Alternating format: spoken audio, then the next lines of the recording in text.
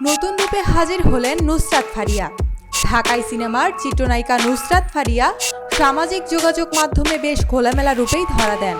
তার আবেদনময়ী লুক দর্শকেরও উচ্ছ্বাসিত করে। এবার তিনি একেবারে ন্যাচারাল লুকে সকলের সামনে হাজির হয়েছেন। সম্প্রতি চিত্রনায়িকা নুসরাত ফারিয়া ভ্রমণে গিয়েছেন অস্ট্রেলিয়া।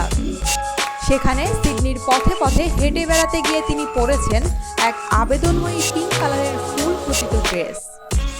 ছবিগুলো ফেসবুক আইডিতে শেয়ার করে ইংরেজিতে একটি ক্যাপশন লিখেছেন ফারিয়া, যার অর্থ দাঁড়ায়, সেই শেষ দিন আমি মন দিয়ে কাঁদবো বলে ঠিক করলাম, সেই সকালের পর আমি এই ফুলের মতোই ফুটেছিলাম।